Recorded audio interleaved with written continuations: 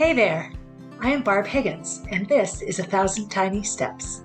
In this podcast, I share my stories of love, loss, triumph, and tragedy as I continue to retrace my steps and ponder what led to the death of my daughter Molly.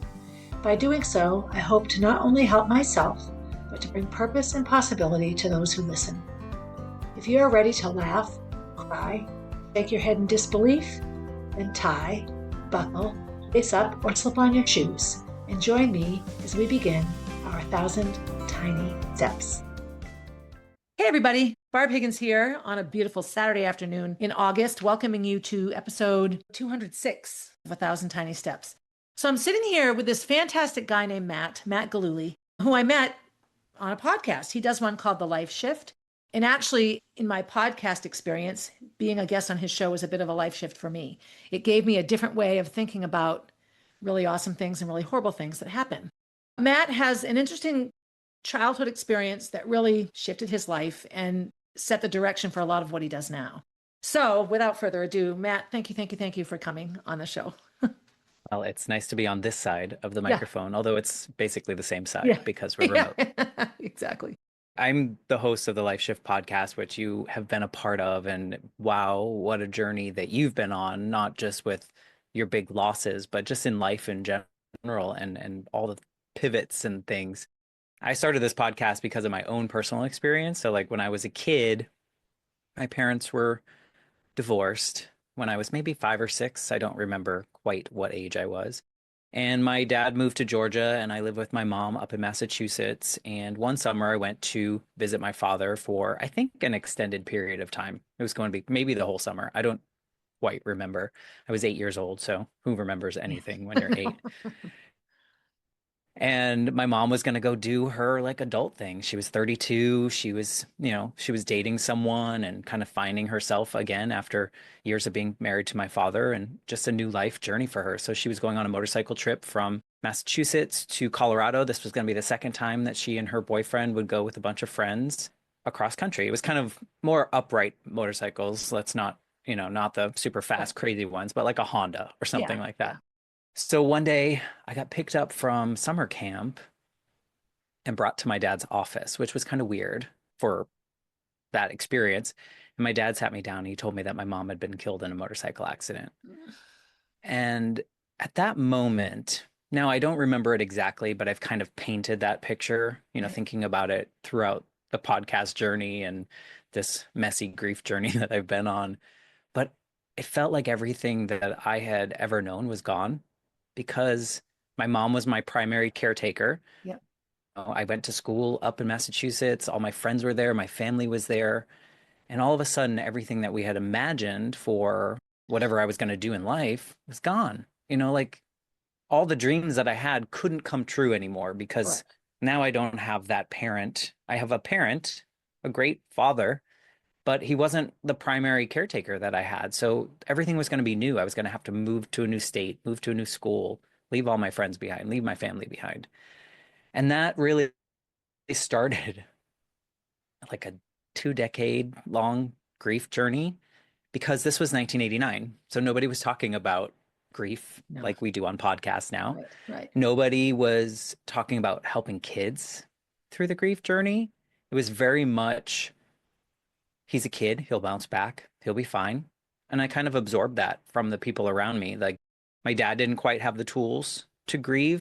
He was like mid-30s, and men in late 80s, early 90s, like didn't have the tools. No. My dad's mom, who I was very close with, my mom was very close with, she didn't unpack her childhood trauma, so she wasn't talking about any kind of grief or anything like that. So I assumed that they needed to see that I was happy and that I was going to be okay.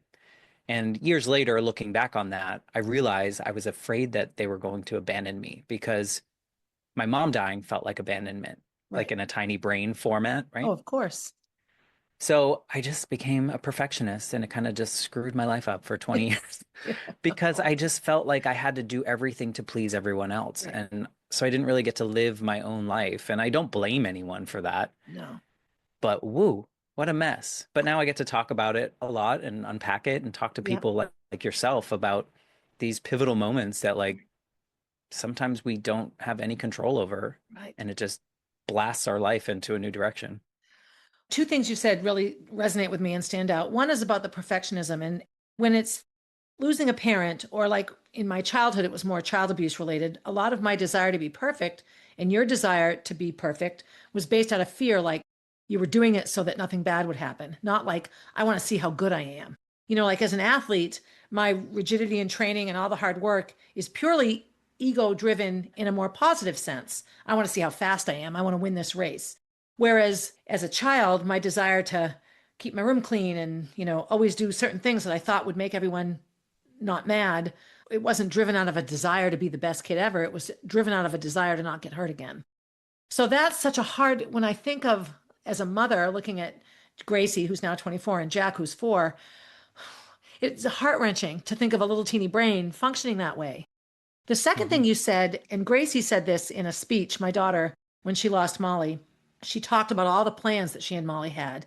And she said that what she thought her life would be disappeared with the pull of a plug because we took Molly off life support. And I've never forgotten it. In that big Facebook post she just did that I was telling you about a minute ago, that's what she said. I don't just grieve no Molly, I grieve everything I thought was going to happen. And when I see it happening for other people, it's just this stark reminder that it's not happening for me. That is probably, for me, one of the biggest pieces of child loss, not just missing my child, but anytime I look at a picture, Molly was 8, all I think of is, oh, well, I thought I had her whole life. Or, oh, I remember that picture. And I thought this would, as an adult, I'm probably a bit better equipped to handle all those thoughts. I can't imagine at 8, just not even being able to have a sense of everything that you thought was real no longer is. And Yeah. now a whole bunch of new stuff. It's overwhelming now as an adult to think about it because I think we have more awareness and we can kind of process it. And then you feel like bad for that younger version of me. I think I just came to this realization maybe a couple months ago. So I'm 44 now, I think. I don't know, Close enough. something like that. And I just came to this that I don't think, and I think it's because of losing my mom, I don't think I've ever had a big dream. I don't think that I've ever, since she died, of like dreaming that I could do something big, outlandish. And I think it's because the perfectionism piece was like, I was always just striving for the best that I knew I could do Right. because I wouldn't fail, right? Right. I would only shoot for the star I could reach and Yes. not like, you know, the galaxy out there. Right. So it's very interesting now to have the awareness to go, oh, damn, for so long I haven't dreamed. And now is it too late? I don't know how. Like Yeah. it's like as No, a no. kid, Yeah. you have this childless wonder and you like all these big dreams. Someone wants to be like an astronaut and they think they really can. And I was like, I never thought that way because I was No. too afraid that if I tried to be an astronaut, I would fail. Right. And failure equals unsafe, you Means know. my dad might leave because he's Yeah. disappointed, which Yeah. he never would. Let's be No. clear. No, He no. never would have done Right. that. No, of course not. Of course not. But we don't, at that time, we take our scientific method as 8-year-olds is very, very simple. We cause and affect things that have nothing to do with one another. We don't know independent variables yet.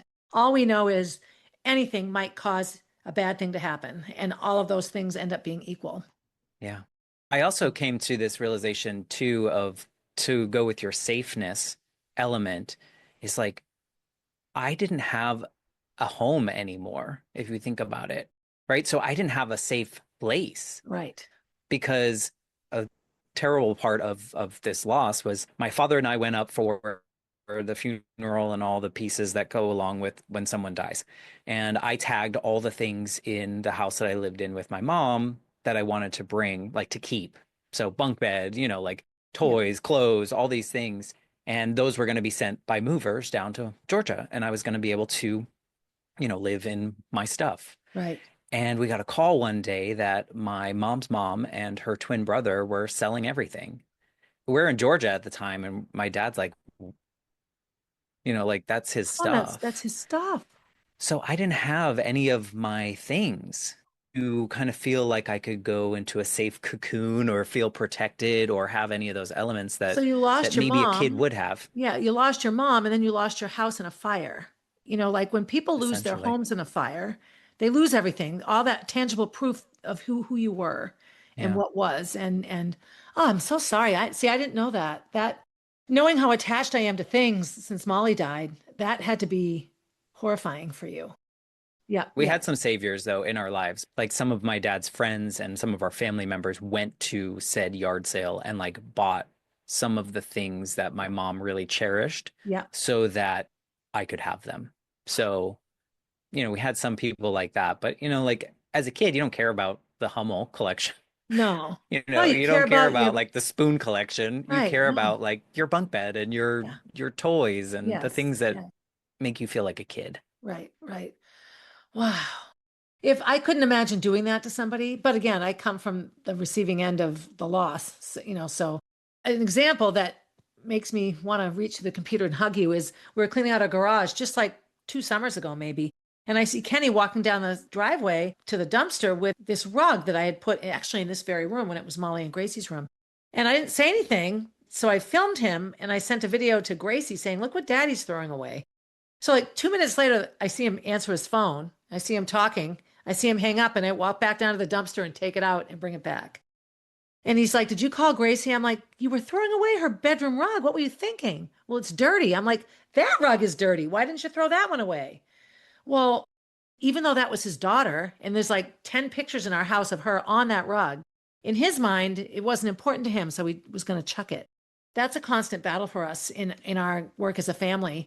Kenny will go to throw something away and I'll be like, that doesn't belong to you. Well, I don't know whose it is. Is it yours? No, then you can't throw it away.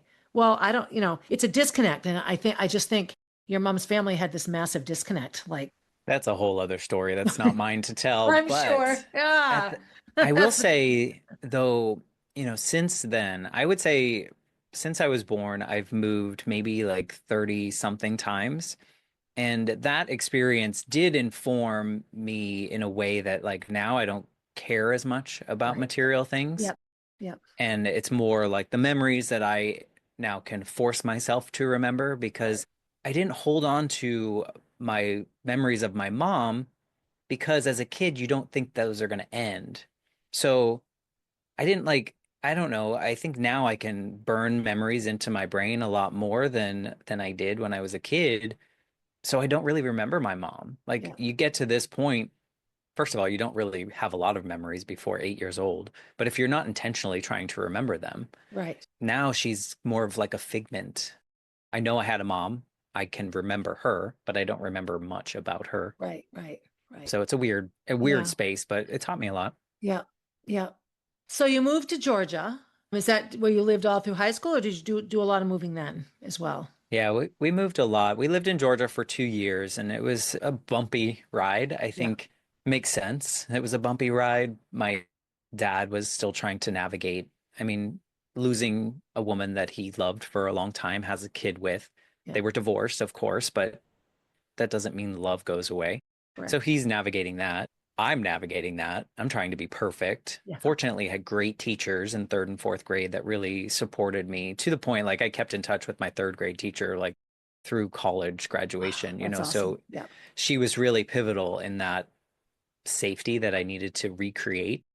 We were in Georgia for 2 years, moved to South Florida, and then I spent most of my time through high school in South Florida and then Orlando and then all over the place.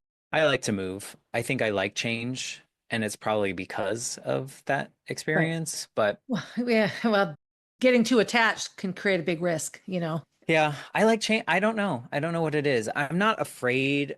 I don't know. Maybe I don't want to be in a place too long. I don't know. Yeah. But it's been quite a journey. And I said earlier that it took maybe 2 decades to kind of grieve her. It was really messy Yeah. because you think of teenage years are really messy to begin with. Nobody's really helping me. I'm pretending I don't need help. And it would lead me to using her death as like a crutch. Hmm. So I've told other people this, but like sometimes good things would happen. Maybe I get some kind of award in school, or I get a role in a play that I really wanted, or, whatever it was. I'd be like, oh, I got it because my mom's dead. Like that's that. Oh, right. Or I get something wrong, or I do something bad, or something bad happens to me, and it's because my mom's dead. So it just became this crutch that Yes. like I wasn't So, intentionally using it. It just no, felt no. like it was there. Right. But it could justify So things messy. or be the actual reason you were good, not just because you were good. Not a good crutch either side. Wow. But kids are jerks in high school. So Yes. I also used it when they were doing your mom jokes because those are really popular in middle school where they like make fun of your Yeah. mom is whatever. And Yeah. I'd be like, she's dead. And then that would be my payback to them because Right. then they would feel like a big pile of garbage. And Yeah. it Yeah. made me feel good. It gave me some power, which is not the best thing to say out loud. No. But, like No, but you're a mess, you're a yeah. teenage mess when you have a dead mom. Yeah. No shit.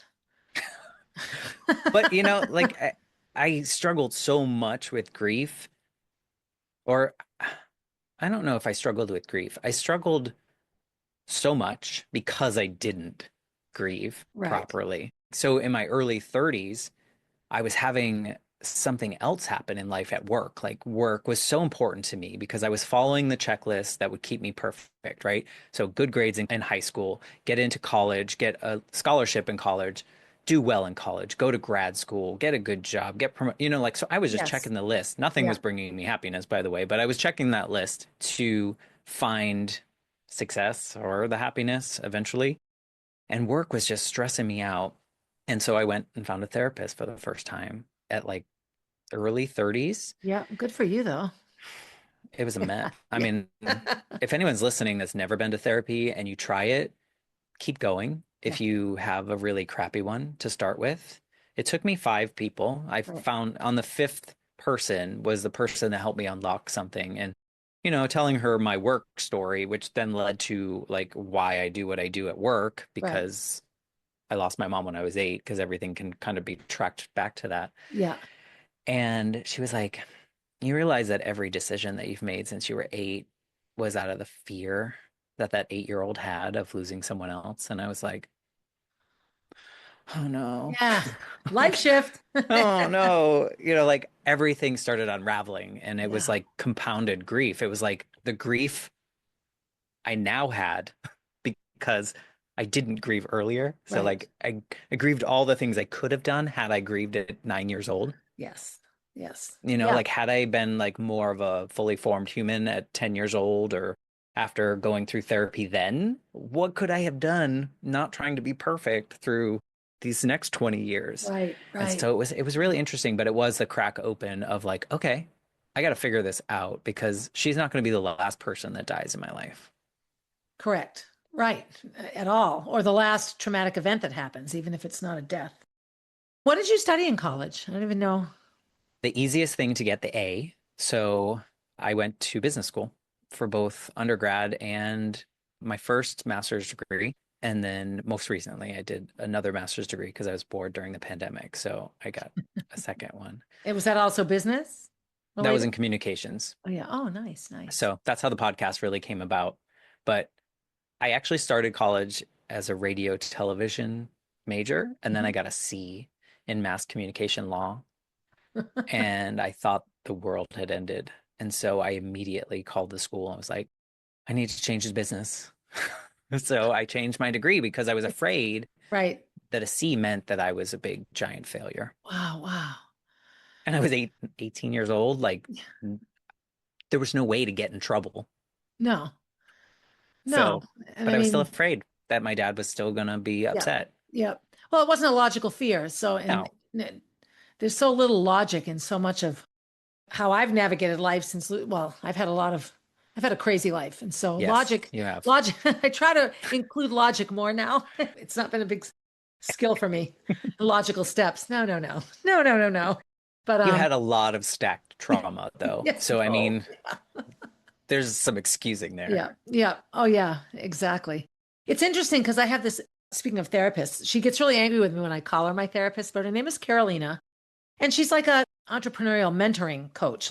We have gone into, family systems and generational trauma. Oh my God, the things I've learned about myself from her.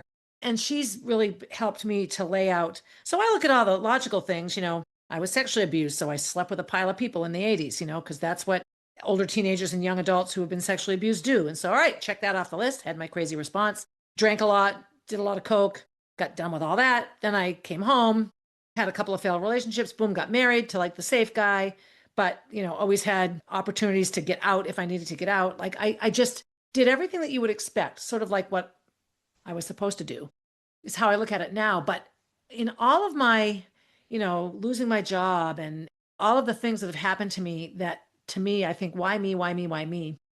She traces back to my fear.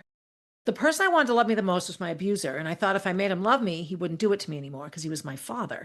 So, okay, I'll clean my room. Okay, I won't swear. Okay, I'll learn to cook. All these things so he wouldn't do it again, right? So what do I do in my life? I pick an abusive person who is never gonna might love me as much as anything, but is still gonna be hurtful and just recreate it. So I could have a room full of people and nine of them could be truly kind people that have my best interest at heart, that would do anything for me, that are healthy, have good boundaries, and I'll focus on the douchebag in the corner who is narcissistic or sociopathic or two-faced or whatever, and just dive full force into making sure they like me. I'm a bit friendless right now, but I'm actually more relaxed and happier than I've been in a long time. So when you look at when your therapist says to you, every decision you've made comes from that event. Yeah, every friendship I've had comes from that Yeah. event.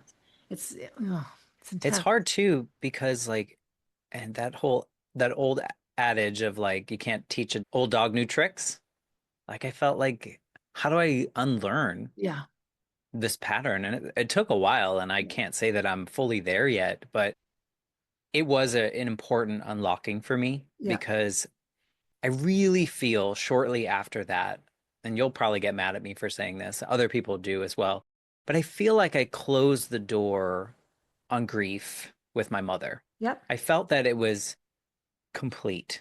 It felt like I put it away, not in a bad way, but like I dealt with it. Now it's just like the sweater in the closet. It's right, there. yep, I may put it on every once in a while, yep, but I don't need it. right, But it was good. Like I yeah, felt at peace. And what it really did for me is I will say, when I was about 12, my dad's mom, who my mom was super close with, obviously the rest of us were, she sold all of her stuff and moved to Florida because she knew that my dad might need a little bit of help with me just in the yeah, motherly yeah, part. So she kind of became that motherly figure for me. And so we became really close. Like my dad would say, you shouldn't say those things to your grandmother or say those things around your grandmother. And she would say the same things to me.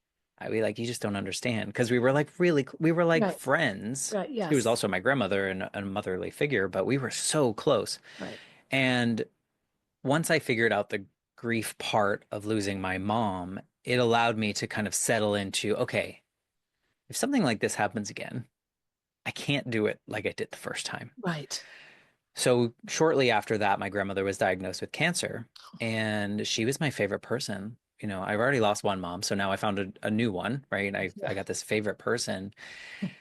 But what happened was I was like, we're going to do this right. So I was so intentional about this journey, maybe to her annoyance, but like spend more time with her, fly up and visit her in Massachusetts. I took her to see Josh Groban like a bunch of times because she was obsessed and convinced me that she was dating him. We did all these wonderful things up until the point where I knew we were getting really close. And this is where, had I not closed the door on grief of my mom, I don't think I would have done this. But it was shortly after her 82nd birthday, and we had the whole family over and everything. And I was like, this one, I had this gut feeling like she was going yeah, downhill fast. And I think this might be the last birthday. So it was just the two of us. And I said, we're going to have the conversation right now. And we sat there for maybe an hour and a half or so, crying our eyes out, but telling each other everything, right, everything we'd ever experienced with each other, everything we loved about each other, everything that annoyed us about each other, like all the things. And when I left her apartment that night, I was like, she's going to die. She's going to die tonight. She didn't. Thankfully, we had a couple more months with her. But yeah, what was great about that is that I was like, if she dies tonight, there's nothing left unsaid. Like right, I right. said it all, and I Oh, have that's no regrets. yeah, yeah, And my whole life, I had heard people say, like, oh, I wish I would have said such and such to right, that person. I said it at the funeral, and you're like, well, that's kind of too late, Yeah. and so I didn't have that opportunity with my mom, so I was for sure going to have that Yes. with my grandmother. Yeah. And eventually I got her to hospice house a couple months later, and I spent the last 96 hours by her side. It didn't leave her bedside and was there for the last breath. And, it was so important to me, as hard as it was, to be there because Yeah. she was rushing to the hospital when I was born to, Yeah. right around the first time I took a breath. So why can't I be there for her? And Right. I just look at that experience as hard and as sad and all the words that we could use to lose someone in that way and watch cancer take them. I'm so grateful that I totally screwed up after my mom died. And like those Well, no, 20 because years yes, of yes, mess made me yes, realize that I yes. can't do it that Right. way. Right. Right. So, Right. it was like this. I mean, I hate to find a silver lining in a terrible experience, but what a beautiful experience I got Right. because of that hot mess express that I was Yes. for Yes. 30 plus Yep. years.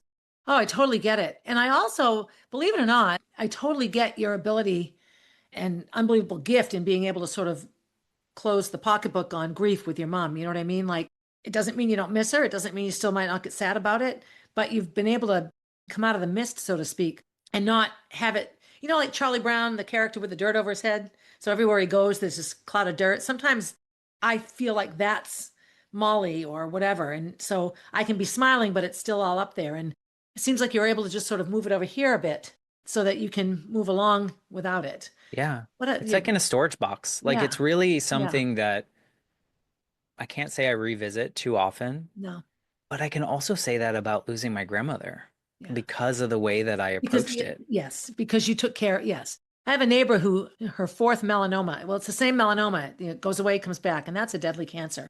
So it's all metastasized, but she's kicking ass. In the fall, when she was super sick, she's like, if I'm still alive on May, whatever, I want to have a celebration of life because I'll still be alive. So they did. They had this huge celebration of life. It was just like if she wasn't there. People eulogized her. They talked about what they loved about her. She got to sit there and hear all these things. She got up and talked about her life and what she really wanted, knowing that she's been minutes away from death more than once. And I cried. Yeah. Those things are hard for me just because I get, but I'm looking Right. around at everyone else. Her kids are there. Like it was unbelievable. I'm like, this is how we should do it. Right. And We're then too afraid. when she does die, we can all get together and say, wasn't that celebration of life great? I liked when she said this. I'm so glad she heard me say that. Like it's like the visit with your grandmother. She had it. She set it up for herself so that when the day comes, there isn't a whole host of people, you know. Yeah. So I teased No, her and said, well, you're going to live 20 more years. We're going to have to do this again. She, we're so, I think there's a lot of people that haven't experienced losses like you and I have had, right. where they're so afraid of death.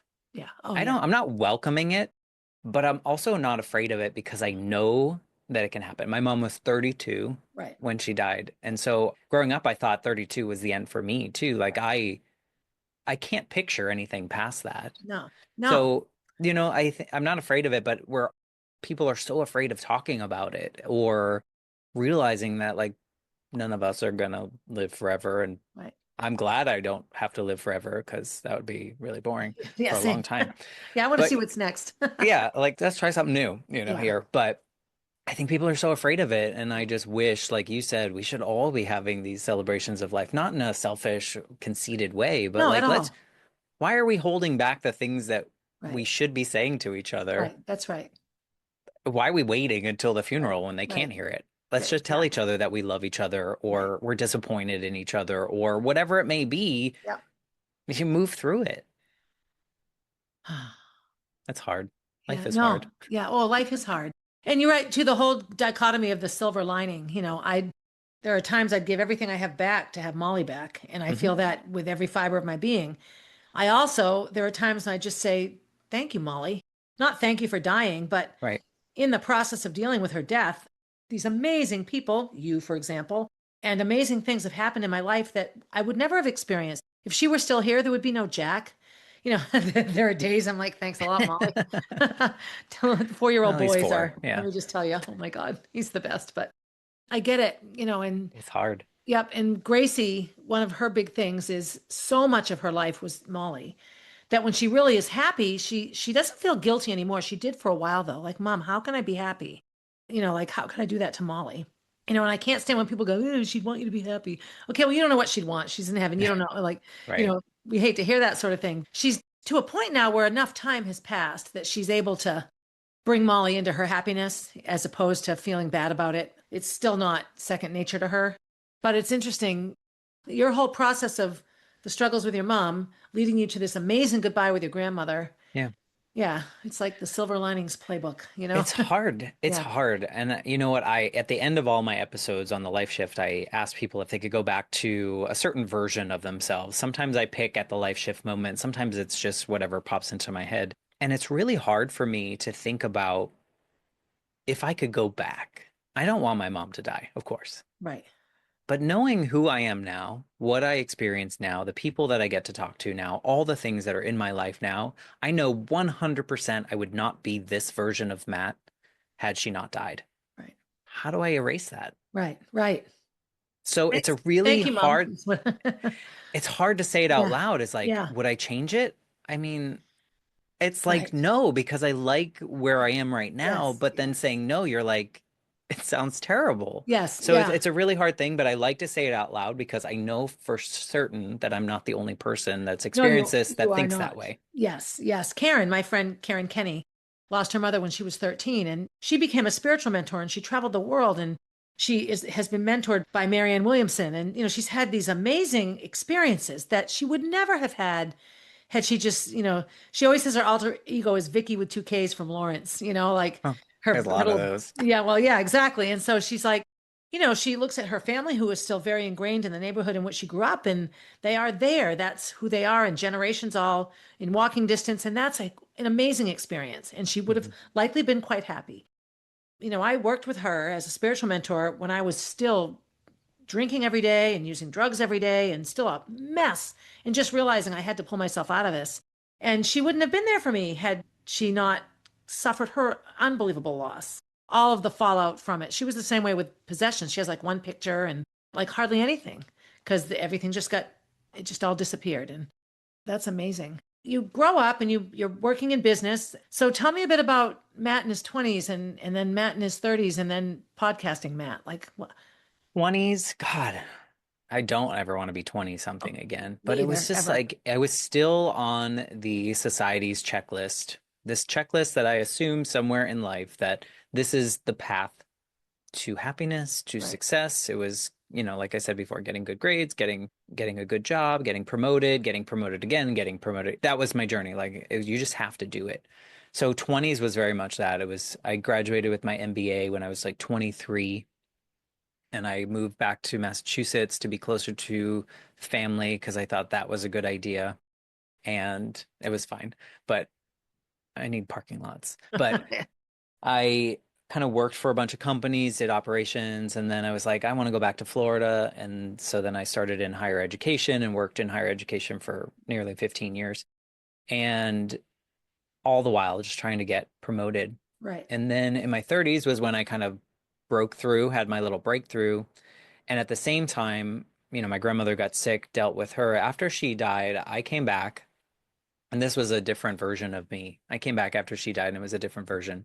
Yeah. I took FMLA leave for like 10 weeks and I was like, I don't know that I need it, but I'm going to face whatever's coming grief wise head Yeah. on. And I'm going to just do it my way. I got to figure it out this time. I Right. can't do it for 20 years. I can maybe do it for 10 weeks. Like Yeah. I Yeah. got to figure this out in a different way. And so over those 10 weeks, I just kind of laid low, went on trips, did, whatever, just really leaning into allowing myself to be. And I came back and I asked for a demotion.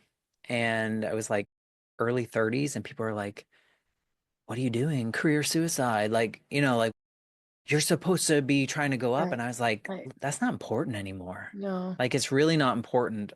I can do a good job in whatever. I don't have to be perfect anymore. So I asked for a demotion, got a demotion, and then ended up opportunity to move to Colorado for a year and just kind of got to explore and do Yeah. all sorts of stuff. And then I came back and kind of got back in the routine again of just like working, working, working, and just not enjoying it. And so, in a weird silver linings way, the pandemic happened. terrible for millions of It was people. great for me too, actually. Yeah. I mean, I think for a lot, taking away the millions of people that died, I Right. think for a lot of people, it was a reset. It Yes. was an opportunity for people to slow down and to think about what they wanted to do Yeah. with themselves and however that looked. And so it really turned into me being like so bored because I couldn't go anywhere that I got a second master's degree. I was going to do this one differently because the MBA program that I did when I was 22, 23 was free because I was a good student. And I was like, okay, I'm going to do this and I'm going to do well. I didn't care about it. Like Right. I just did it because an MBA check, like that was the next check box on my list. So this time going into it, I was like, I'm going to take classes that scare me. And I'm like, this is weird for me. Like, Yeah. I'm going to take a class when I read the description. I'm like, first of all, what does that mean? Second of all, sounds hard. And so I did. We didn't have a choice of our core classes, but we had like 6 electives we could choose. And one of them I took was podcasting. It was like the art of podcasting or Right. something. And I was like, what am I gonna, nobody wants to hear me. What am I gonna do?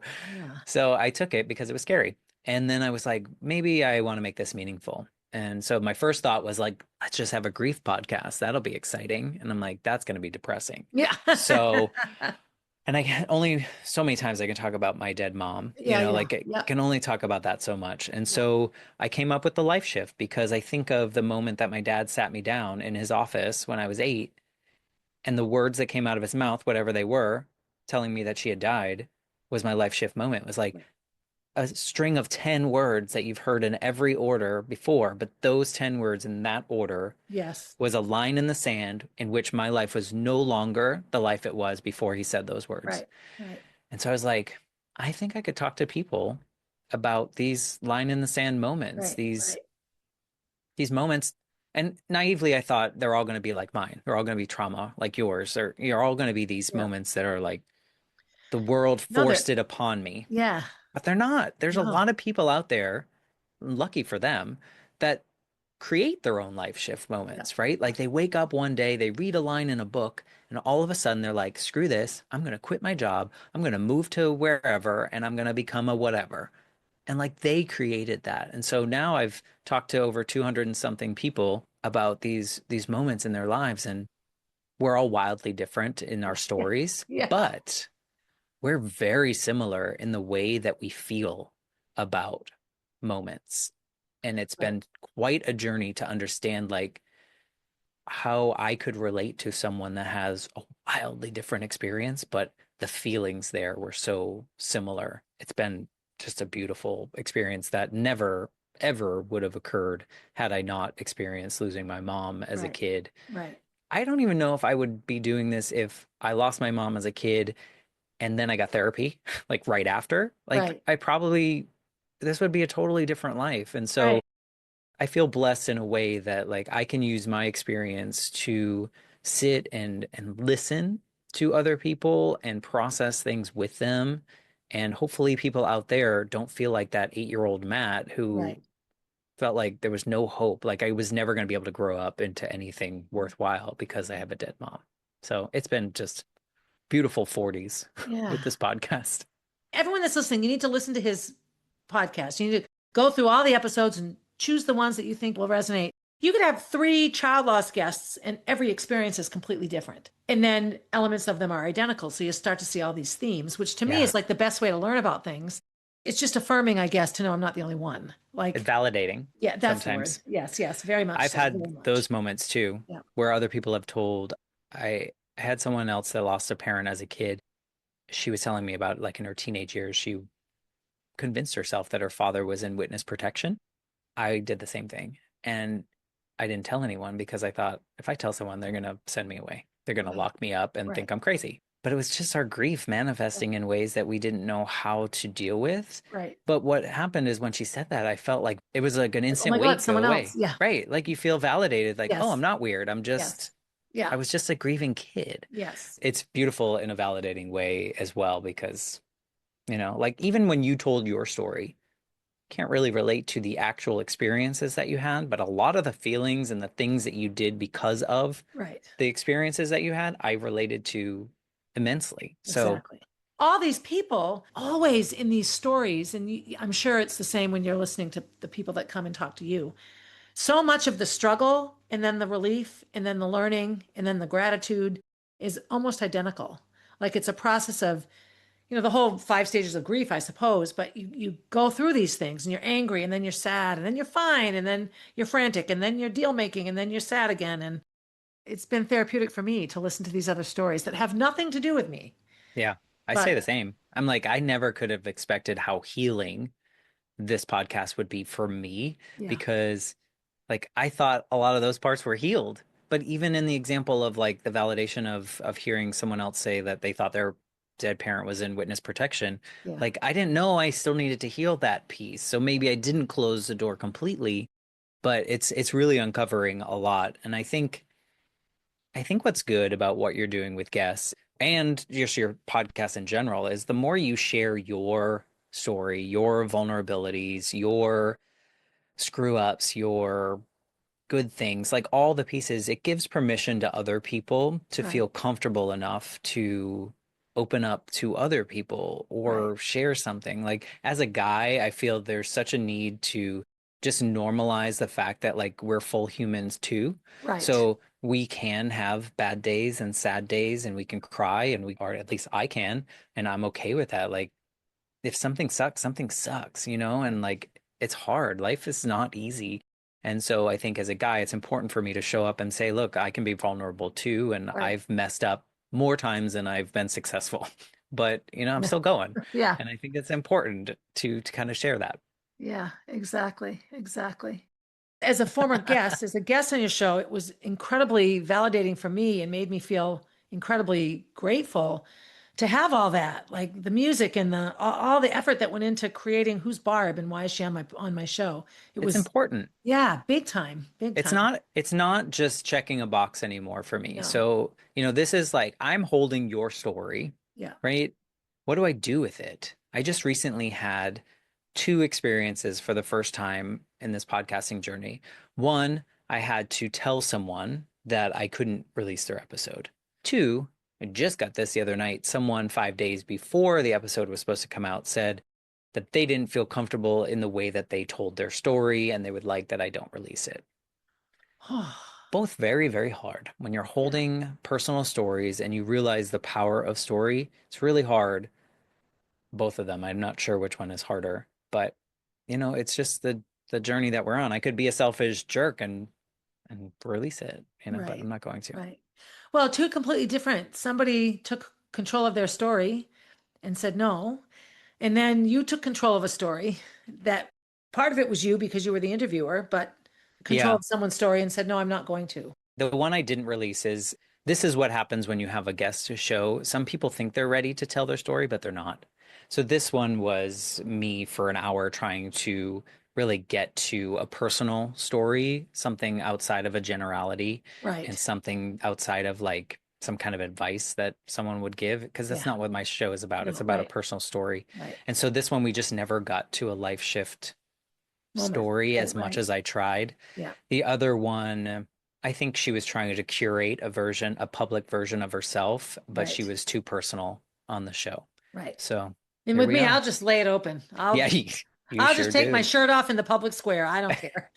Like But, not everyone's like that. But no, also, I no. think there's value in what you do as long as you can own it, right? Like, I Right. feel like if you want to be that way, as long as you own what comes from it. And I think there are good things that can come from sharing our stories and all the vulnerabilities, but there are Yeah. also they got some haters that are afraid of their own Oh, stories yes.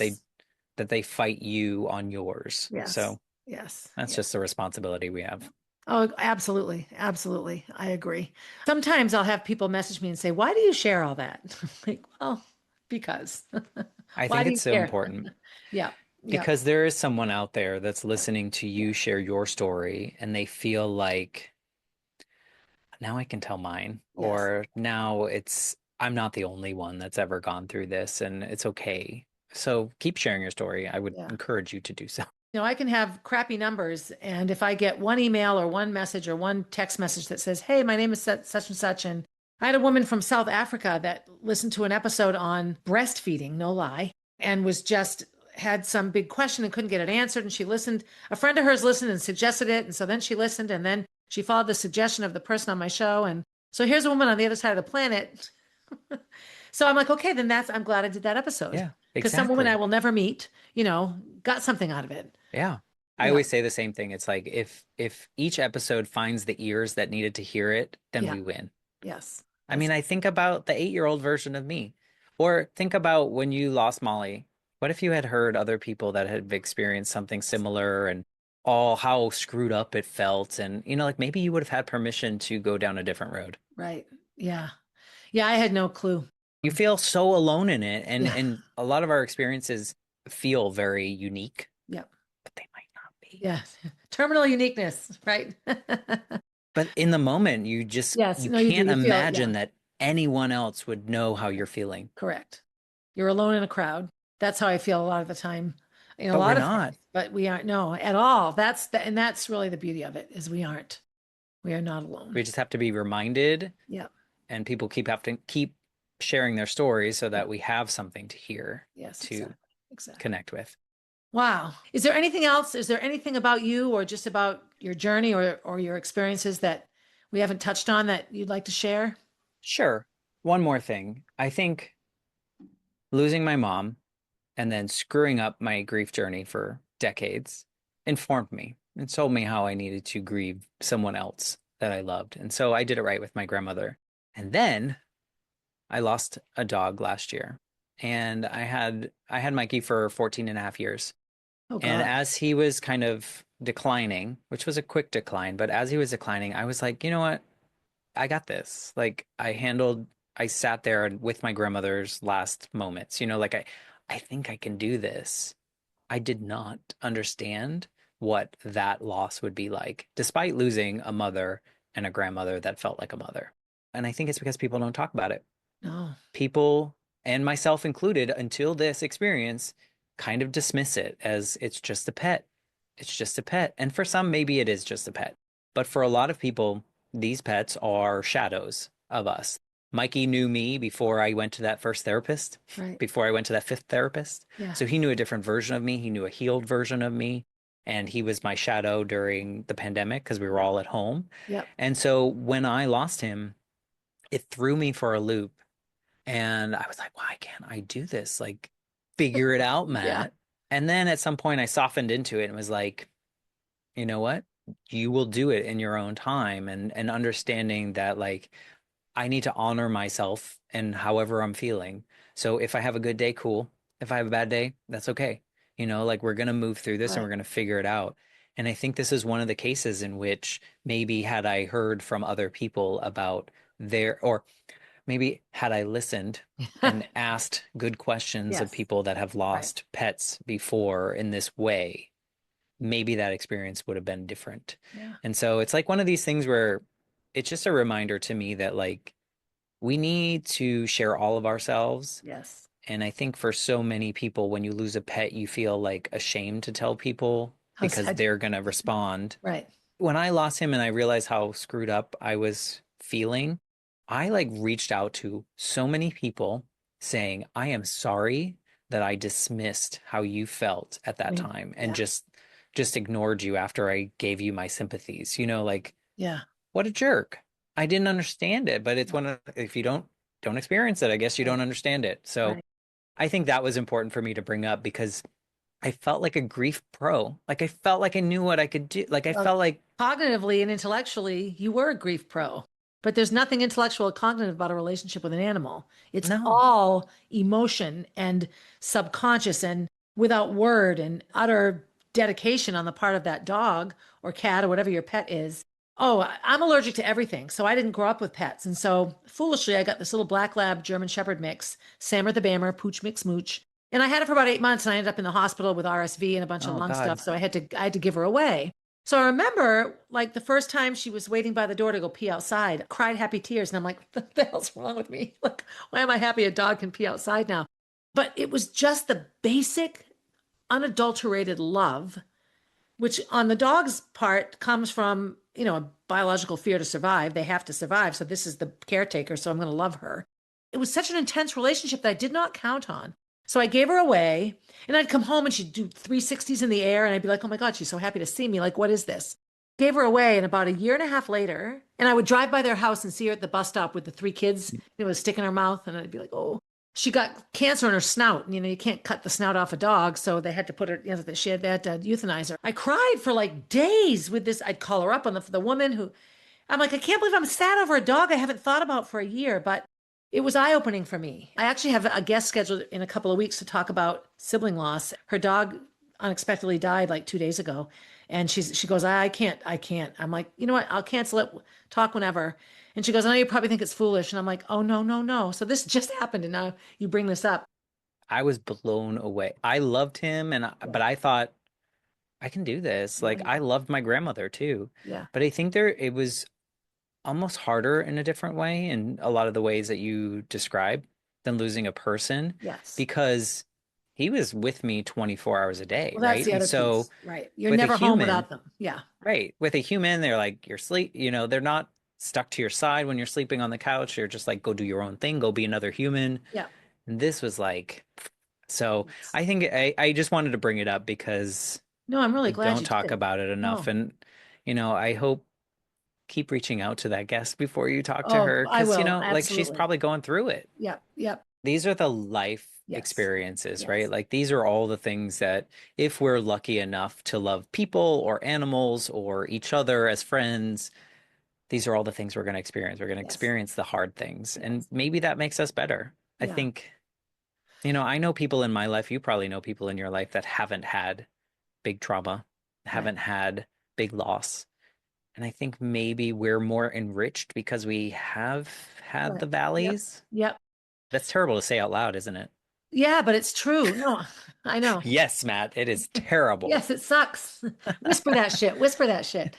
Someone said to me once when I was just sort of going through my life story, they're like, you're an angel. And I'm like, no, no, I'm not an angel. And she goes, no, not like, oh my God, you're perfect. You're an angel, but you must have some connection to the other side, because not only do these horrifyingly bad things in everyone's eyes happen to you, but from them, these ridiculous coincidences and things happen that make no sense. And I got thinking about it, and it's true, like just, losing a baby. And then 20 years later, the doctor that, did the autopsy on the baby I lost is doing an ultrasound on the baby I'm growing, like those kinds of things. And to me, I do think there are people that come here and sail through.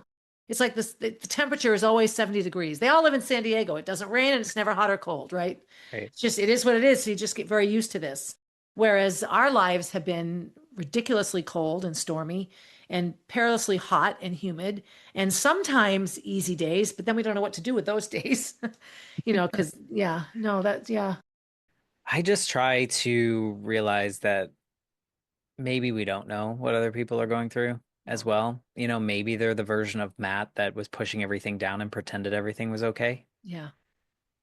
And that's what we see on the surface. And so I try to live my life as out loud as possible, just so other people that are kind of living in the shadows can feel seen.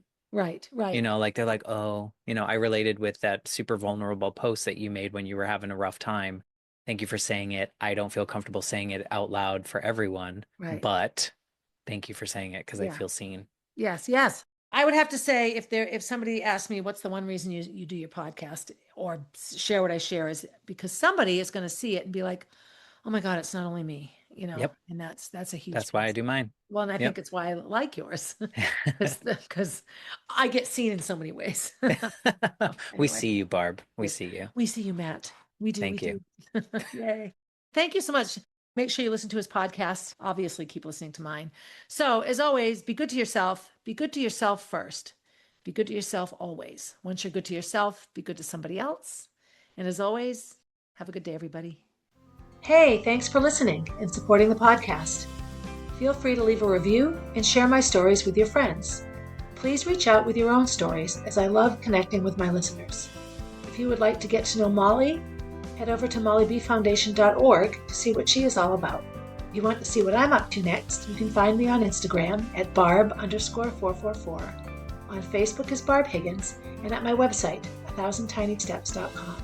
And while you're there, sign up for my newsletter, a weekly way to find out what's up in the life of Barb Higgins.